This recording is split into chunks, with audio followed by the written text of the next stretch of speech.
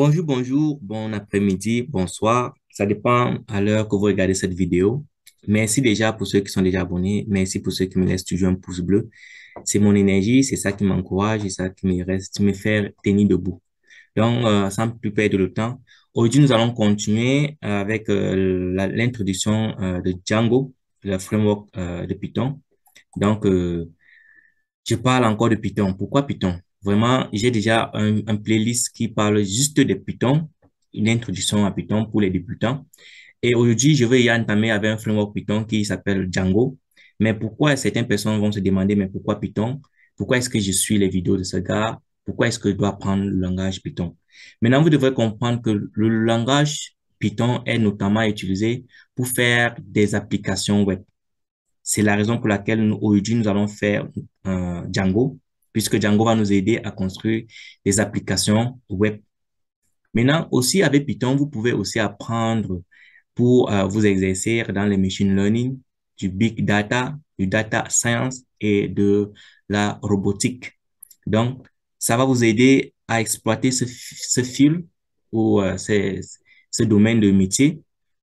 Donc, dites pas ou ne posez pas la question pour savoir pourquoi est-ce que vous devez apprendre ce langage. Donc, ce langage vraiment a des opportunités, a des ouvertures vraiment énormes.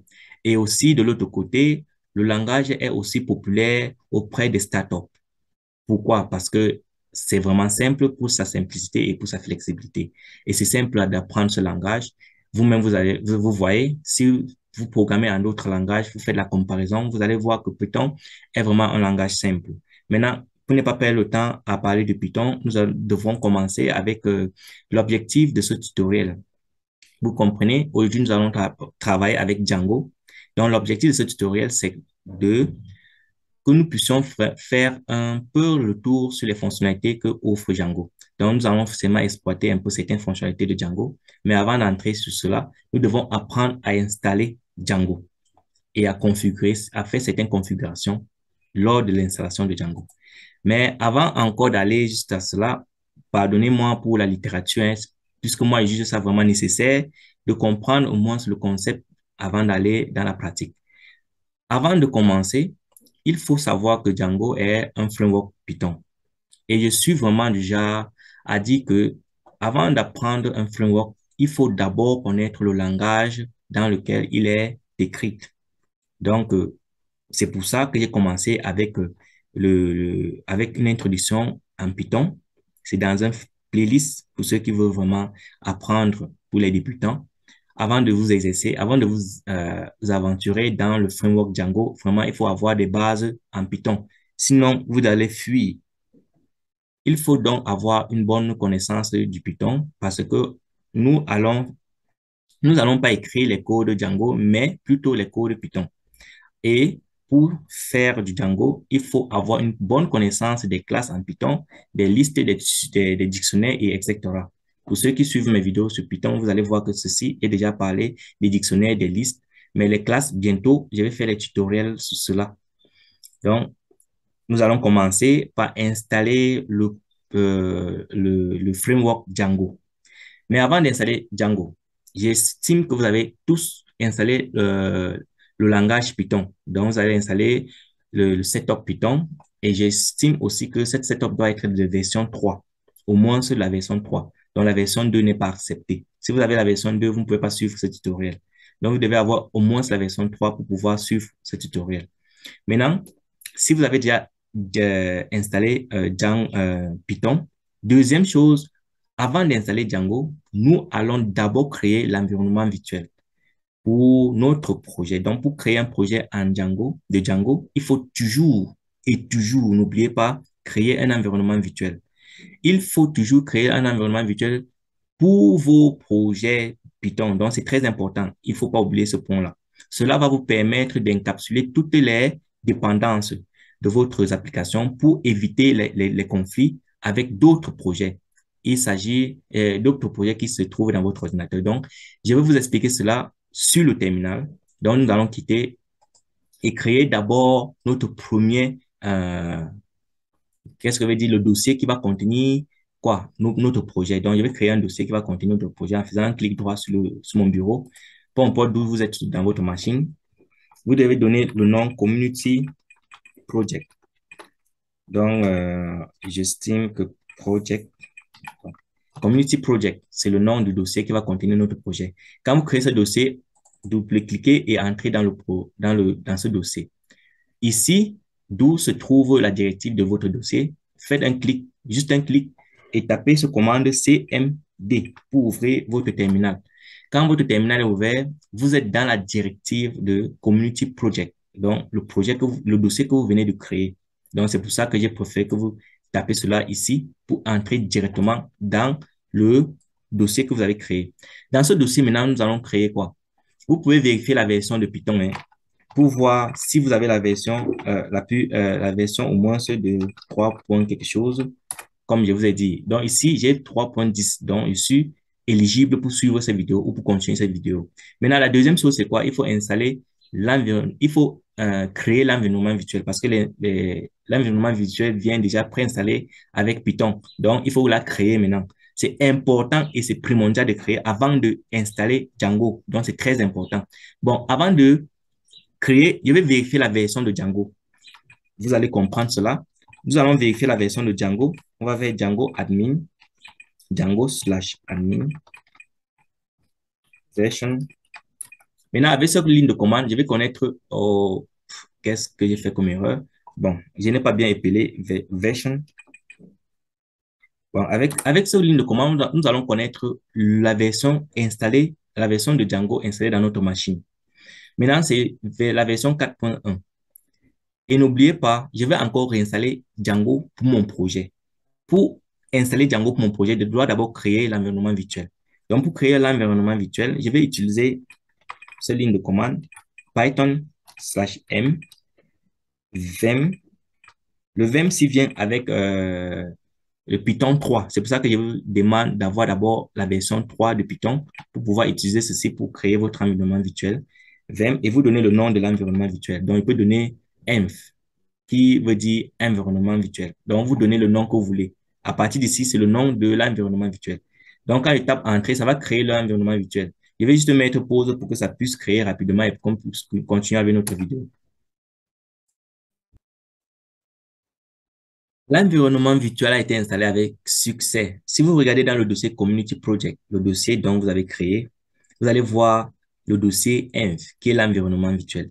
Donc, là, si vous avez déjà ce dossier, vous pouvez continuer avec cette vidéo. Maintenant, si vous avez ce dossier, qu'est-ce que vous allez faire? Est-ce que vous allez installer Django? Non. Vous allez d'abord activer l'environnement virtuel. Si vous n'activez pas l'environnement virtuel et installer Django, ça ne ferait pas ce que euh, les dépendances dont on vous parlait ne seraient pas vraiment dans l'environnement virtuel que vous avez créé. Donc, il faut d'abord l'activer avant d'installer Django. Pour activer, je vais juste utiliser, par exemple, si je fais diff, vous allez voir les dossiers qui se trouvent là. Vous allez voir env. Vous allez voir env, l'environnement virtuel que vous avez créé. Donc, je vais entrer dans env en disant env. Je vais faire un backslash. Je vais écrire script. Script se trouve dans env. Je vais faire encore notre backslash et dans script maintenant, il y aura cette fonction activate. Et c'est avec ça que je vais activer l'environnement virtuel. Donc, vous voyez, env, script et activate. Exactement comme ça pour Windows.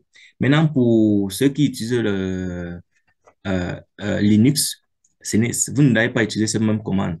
Donc, je vais vous laisser le, la ligne de commande pour activer votre environnement virtuel en Linux dans la description. Donc, je fais entrer. Si vous voyez, vous allez voir qu'il y a une différence entre les deux ici, n'est-ce pas? Il y a env, ça veut dire c'est activé. Donc, c'est un moyen de connaître que l'environnement virtuel a été activé avec succès. Mais vous êtes toujours dans la même directive, Community Project. Là, maintenant, dans cette directive, vous pouvez installer Django. En installant Django, vous allez utiliser la commande pip install Django. Maintenant, si je fais pip install Django, juste comme ça, et je tape Entrée, ça va installer la version de Django la plus récente. Mais si je veux installer une version précise, donc je vais mettre l'égalité 2 fois et je vais donner la version dont je veux installer. Donc, je vais installer la version 4.0.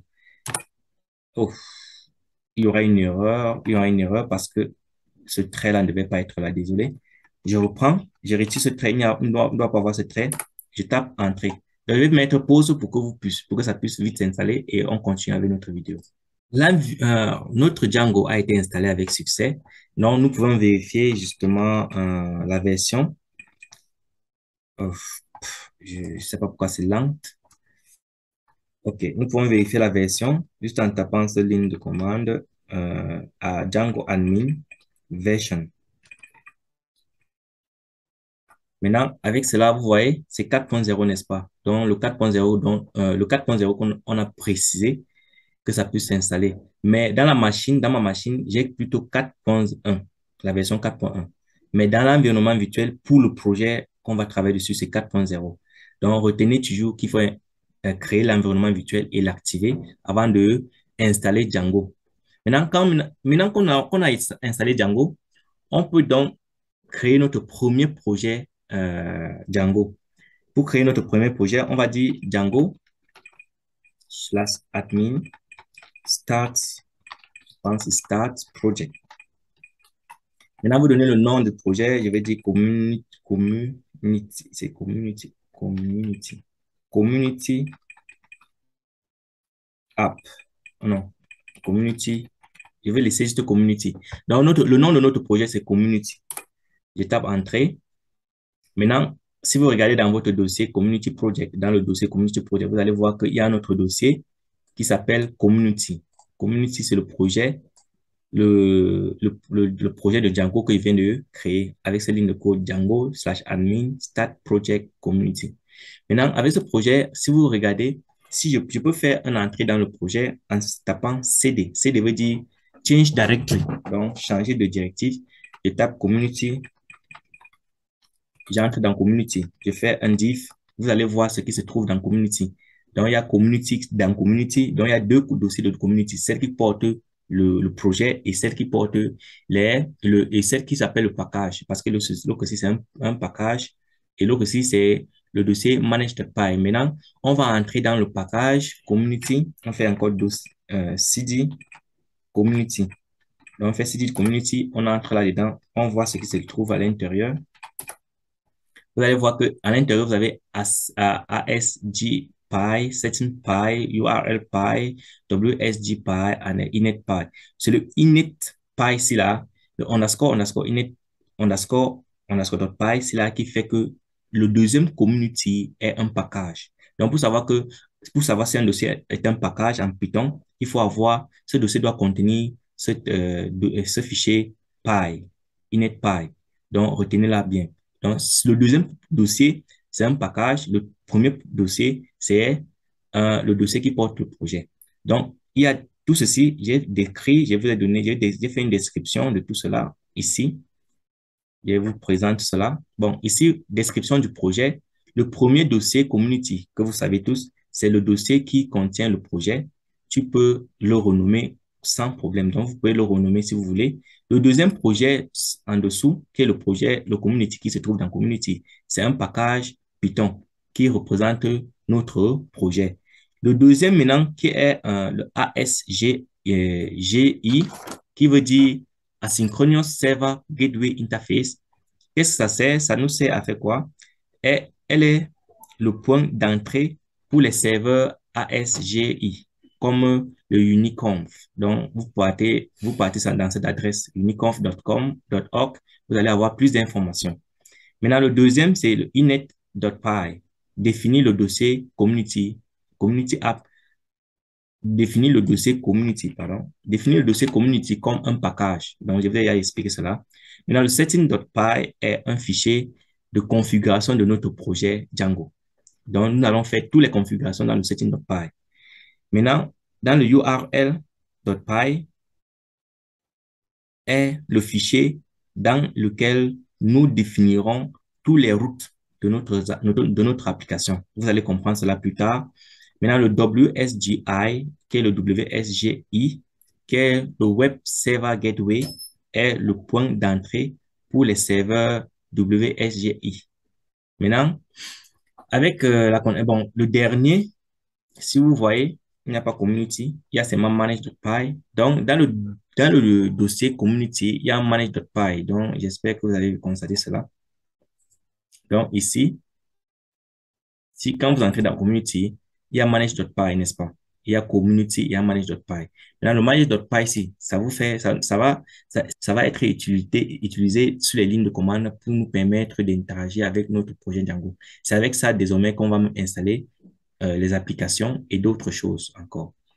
Donc, avec tout cela en tête, nous allons sortir, nous allons commencer. Comme nous avons déjà notre projet, nous allons entrer, nous allons sortir dans Community Package. Donc, on va sortir dans Community Package. Pour sortir, vous faites CD deux points. Donc, ça vous fait sortir dans la directive courante. Maintenant, dans la directive, le dossier Community, nous allons créer.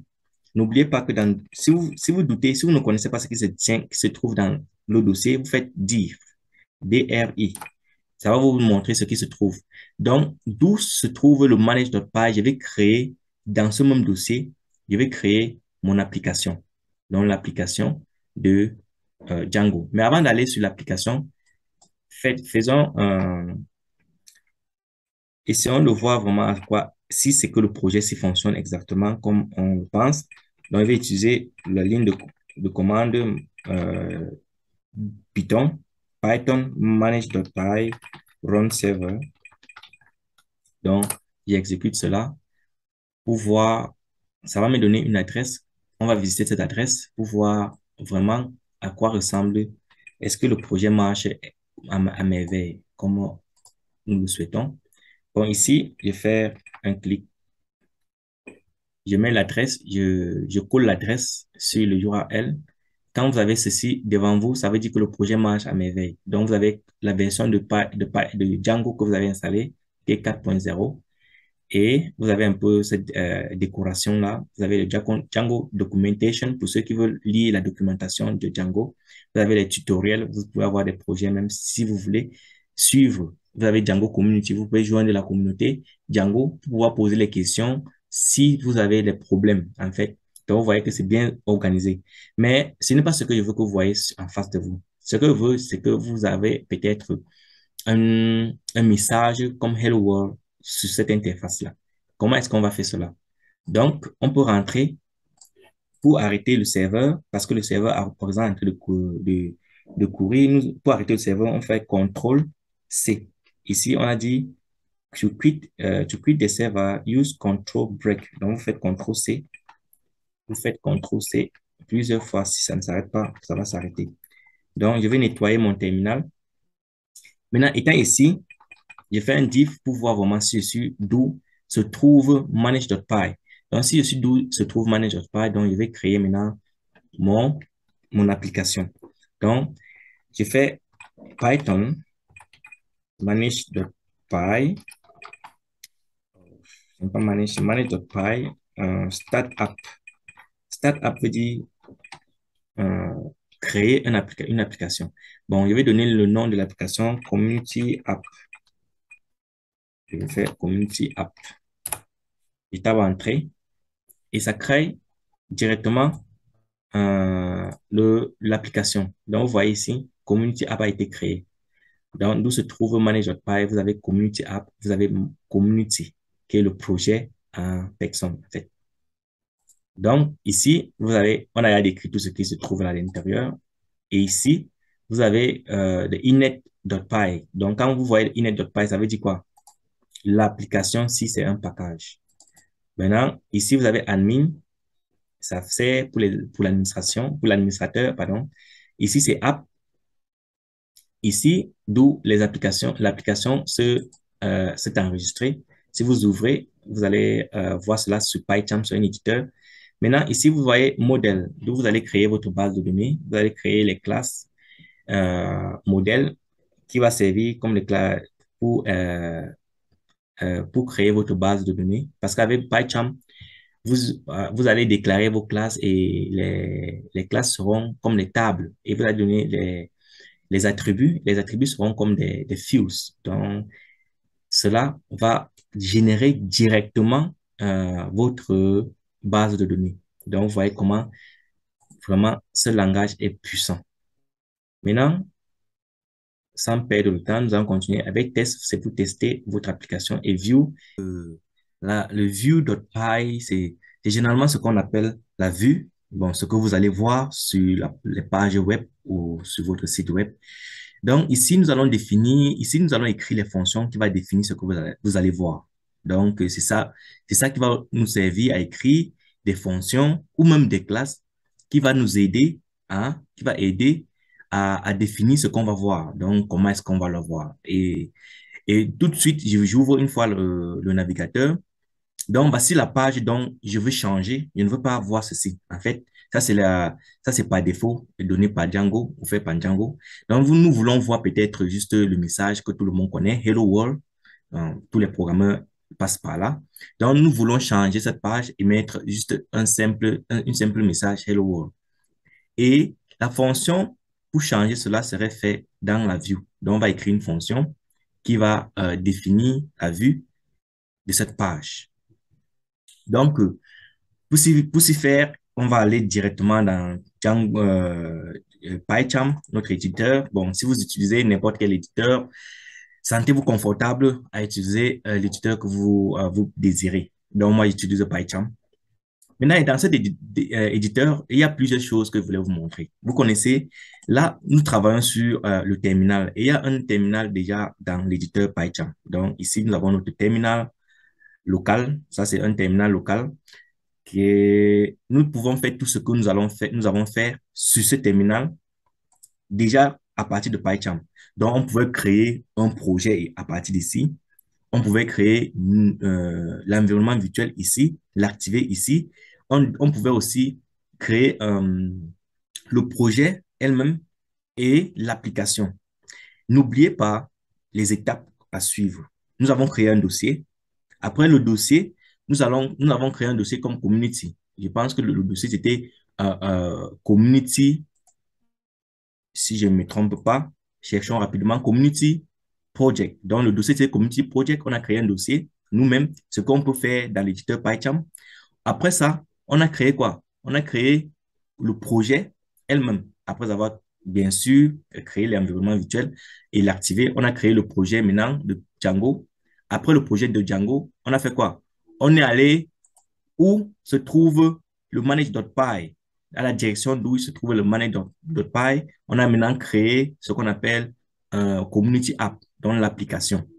C'est avec cette application, c'est dans cette application que nous allons définir notre fonction et plus précisément dans view, dans notre view, la vue.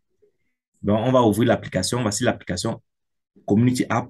On ouvre la vue dans view.py.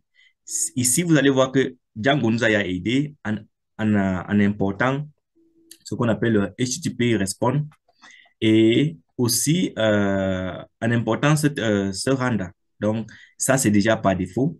Donc, nous n'avons pas besoin de l'importer. Et si ce que vous ne voyez pas, vous allez importer ça vous-même. Donc, ça, c'est HTTP Response. On va utiliser cette classe pour pouvoir afficher un message sur notre web, notre page web. Donc, j'ai défini notre fonction. Sur Django, sur Python, je vous ai appris comment on définit une fonction. Une fonction est définie en utilisant ce mot-clé dev, donc je ne veux pas passer mon temps à expliquer cela. Donc, je donne le nom de la fonction. Peut-être que comme je veux afficher un message, je vais juste mettre affiche. Je mets le nom affiche et c'est tout en minuscule. Et dans la parenthèse, n'oubliez pas, ça prend toujours un argument. Donc, dans la parenthèse, vous passez une paramètre request. Request, c'est une requête. Donc, bien sûr, quand vous allez aller sur la page, vous allez faire une requête pour pouvoir avoir un résultat. Je mets 2 points et je descends. Maintenant, qu'est-ce que je veux faire? Je veux retourner quoi? Je retourne. Donc, ça va renvoyer, pardon. Je renvoie quoi? Un HTTP response. Donc, il va envoyer juste un texte. Et comme je vais envoyer juste un texte, je vais utiliser cette fonction HTTP response. Dans la parenthèse, maintenant, je passe un texte juste dans les encoulades, dans l'entre guillemets, pardon. Donc, il fait hello world. Donc, c'est ce message que je veux que ça s'affiche sur ma page web. Maintenant, ça, c'est la vue. Comment est-ce que je vais arriver à la vue? Quand il dit comment est-ce que je vais arriver à la vue, vous allez comprendre qu'il faut une route, n'est-ce pas? Il faut définir une route qui va m'amener vers la vue. Maintenant, on définit, écoutez bien, on définit les vues dans ce qu'on appelle le URL. Si vous, comme je disais tantôt, on va définir la route dans le URL. Maintenant, si vous regardez dans l'application, vous n'allez pas voir le URL. Le URL ne se trouve pas ici. Si vous regardez tous les fichiers ou tous les modules qui se trouvent dans le package Community App, il n'y a pas le URL, il n'y a pas un fichier URL. Mais par contre, si vous ouvrez le projet même, j'ouvre le projet Community, vous allez voir qu'il y a un URL. Pareil. Ce URL, c'est le URL mais n'oubliez pas, c'est un URL mais c'est là-bas que vous pouvez définir la route qui va appeler la fonction de votre vue. Maintenant, qu'est-ce qui va se passer? Normalement, je devais créer un autre URL dans l'application et l'inclure dans le URL du projet. Mais comme c'est notre premier tuto, je peux juste utiliser directement le URL du projet. Donc, il y a une possibilité de créer le URL ici. Donc, vous faites un clic droit, vous connaissez créer un fichier. Puis, quand vous faites un clic droit, vous venez prendre euh, Python file, vous créez, vous donnez le nom exactement URL s.py. Mais prenons d'abord cette méthode. Donc, ouvrons le URL du projet et venons ici définir quoi? On va définir notre route. Ici, on a déjà défini la route de l'administrateur. Donc, voici la route de l'administrateur. Donc, pour arriver à l'administrateur, dans la page de l'administrateur, vous allez aller sur votre URL qui est la recherche et vous allez mettre admin slash. Donc, ça veut dire ce que je suis en train de vous expliquer. C'est que si vous venez ici sur cette adresse, vous mettez un... j'ai fait une erreur. Si vous mettez juste un slash, vous mettez admin, comme vous avez vu là-bas. Donc, vous augmentez admin, vous tapez entrée. Vous allez avoir l'interface d'authentification qui va vous demander d'entrer votre mot de passe. Voilà, vous voyez Django Administration. Donc, c'est l'administrateur, la page d'administrateur. Et vous connaissez, il faut mettre un mot de passe et un username, donc le nom de l'utilisateur et le mot de passe pour pouvoir login. Donc, c'est pour vous faire quoi? Comprendre que ce que vous voyez ici, ce que vous voyez ici, dans le URL, c'est la définition, vous définissez la route vers quoi? Vers la vue. N'oubliez pas, il y a toujours une relation entre celui-ci et celui-là. Donc, on va définir notre route dans URL. Maintenant, nous allons définir notre route. On utilise toujours le path, n'oubliez pas. On utilise le path, parenthèse. Et si ce que je veux que, le message Hello World, si ce que je veux que le message Hello World s'affiche, bon, je vais retirer ceci.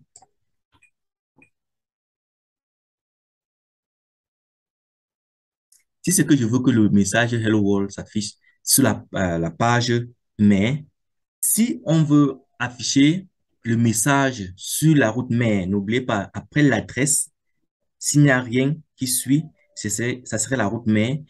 Donc, si nous voulons que le message Hello World s'affiche sur cette route, la route mère, qu'est-ce qu'on va faire? Venons, ouvrons PyCharm. On va définir notre path. On définit notre path. Maintenant, dans l'entre guillemets, on ne met rien. Donc, vous ne mettez rien, vous sortez, ça va maintenant définir cela comme la route mère. Maintenant, qu'est-ce que vous faites? Vous appelez la fonction. Donc, la fonction se trouve où? Dans view, n'est-ce pas? La fonction se trouve ici, view.py. Donc, vous mettez view, vous mettez un point, vous appelez quoi? Quel est le nom de la fonction? Désolé. Quel est le nom de la fonction? Le nom de la fonction, c'est affiche. Donc, je peux juste copier cela. Je mets là, affiche. Maintenant, quand je mets affiche, vous allez voir un trait rouge. Il y a un trait rouge sur view parce qu'on n'a pas importé. Tu vois, il faut qu'on importe, il faut qu'on dise à Django que ce que je suis en train de vouloir prendre se trouve dans view, qui se trouve où? Dans community app. N'oubliez pas, c'est dans deux dossiers différents. N'oubliez pas. Donc, ça se trouve ici. Nous sommes ici. On veut récupérer une fonction qui se trouve dans le package community app. Donc, on va préciser ça ici. Comme vous voyez, on a importé les choses ici. On va dire from qui? Community app, n'est-ce pas? On va utiliser le nom du dossier. On va utiliser le nom de ce dossier. On va dire community app. Donc, from community app, import. On va importer quoi? On va importer. Maintenant, quand vous entrez dans community app, qu'est-ce que vous voulez travailler avec un module? Avec le module view.py, n'est-ce pas? Donc, on va importer view. Donc, vous précisez view. Et maintenant, quand vous avez précisé view, vous voyez que le trait rouge a disparu, n'est-ce pas? Maintenant, quand vous pressez View, vous utilisez maintenant le View ici. View, vous prenez à partir de là, point. Quand vous entrez dans View, qu'est-ce que vous voyez? Vous entrez dans View, qu'est-ce que vous voyez? Vous voyez une fonction. Vous voulez appeler la fonction affiche. Donc, vous mettez le nom affiche devant. Et après, maintenant, vous pouvez mettre virgule, vous donnez le nom à, à cette route. Donc, et on n'aurait pas besoin de ça maintenant. Mais maintenant, mettons quand même accueil. On peut mettre accueil ou home. Home, ça veut dire accueil. Donc, on n'aurait pas besoin de ceci maintenant, mais c'est important que vous mettez. Quand on va continuer avec nos tutoriels, vous allez comprendre pourquoi est-ce que c'est nécessaire de mettre cela là-bas. Maintenant, comme on a déjà fini, vous pouvez maintenant aller sur votre navigateur, sur la route mère, vous faites seulement, vous actualisez seulement la page. Quand vous actualisez la page, normalement, vous allez avoir le message Hello World. Vous voyez? Hello World. Donc, la page a été, le projet a été bien configuré. Donc, vous voyez, c'est cette façon, c'est la façon la plus simple pour afficher un texte ou un message en utilisant la classe, le HTTP Respond. Le HTTP Respond répond uniquement directement à ce qui se trouve dans la vue. Pour encore modifier quelque chose, nous pouvons utiliser les tags de HTML en utilisant les balises Open Hash pour faire que, à ce que le texte Hello World soit un peu plus gros ou quelque chose comme ça. Donc, vous mettez hashtag, vous fermez la balise avec cela. Donc, vous connaissez ceux qui utilisent le HTML. Vous ouvrez la page web, vous actualisez. Bon, le Hello World va être maintenant plus, ça va prendre un peu, ça va un peu être déjà bold. Donc, ça serait un peu plus gros que l'autre parce que pour ceux qui utilisent le HTML, vous allez comprendre pourquoi est-ce que ça doit être gros quand on ajoute les hashtags. Bon, pour la suite de notre vidéo, c'était important que vous compreniez qu'il y aura une relation entre les deux fichiers-ci. Donc, ce que je voulais que vous remarquez, c'est que si ce que vous voulez afficher quelque chose sur la page web, vous connaissez que la route va passer d'abord par le URL. Donc, c'est celui-ci qui donne le nom. Donc, si je change, peut-être je mets ici là, home. Si je mets home ici, je viens actualiser la page, ça va mettre erreur, ça va mettre la page n'est pas trouvable. Donc, ça aura une erreur, bon, si j'actualise encore, parce qu'en fait, il y a, bon, vous voyez, page not found, donc la page est introuvable. Mais si je viens ici, j'augmente, comme j'ai changé le nom, je mets un trait. N'oubliez pas, il faut mettre un trait pour séparer ça de l'adresse locale. Je mets un trait, je mets home, le nom dont j'ai donné ici, n'oubliez pas, le nom dont j'ai donné ici, ce nom-là, c'est ça que je mets. C'est ça que je vais mettre là. Maintenant, je tape Entrée. Là, vous allez avoir Hello World. La remarque, c'est quoi? La remarque, c'est dans URLs, il y a d'où on définit notre route. Et notre route va chercher une fonction qui se trouve dans View, qui est notre vue. Et la fonction, maintenant, va répondre directement sur ce qu'on appelle notre page web. Donc, n'oubliez pas de faire cette liaison-là. Je vous ai dit qu'il y a aussi une possibilité qu'on crée le URL-C directement dans l'application. Parce que imaginez que si vous avez beaucoup d'applications, ça va créer beaucoup d'embouteillage, je peux dire ça comme ça, ici, dans le URL main. Donc, chaque application peut avoir son URL. Là, vous faites seulement include dans le URL main. Dans notre prochaine vidéo, c'est ce que je vais vous montrer. Donc, cette vidéo, je ne voulais pas que ça soit un peu plus complexe. Je voulais que ça soit un peu simple pour que vous connaissiez au moins afficher un message à partir de votre Django. Dans notre prochaine vidéo, nous allons aller même plus loin et à créer même les fichiers HTML dont on peut accéder à un fichier depuis notre vue, appeler des fichiers HTML et afficher le résultat sur notre page. Là, maintenant, les choses vont devenir plus intéressantes et après encore, nous allons commencer à faire des vrais projets. Donc, on va prendre des projets comme construire des vrais blogs, comme construire des applications de e-commerce. Donc, on va faire un peu des choses encore plus complexes. Mais la prochaine vidéo, on va parler de setting parce qu'il y a beaucoup de choses qu'on devait faire dans le setting pour que vous puissiez comment configurer votre application. Merci d'avoir regardé cette vidéo. N'oubliez pas de me laisser un pouce bleu et pour que ceux qui ne sont pas encore abonnés, qui ne se sont pas encore abonnés, s'il vous plaît, bon, si c'est que vous voulez, vous voyez que le contenu, vous gagnez beaucoup en suivant mes vidéos, alors abonnez-vous Et commentez, c'est très important. Si vous avez les problèmes, vous avez les difficultés, laissez ça en commentaire et je vais vous répondre. Merci et à nous revoir.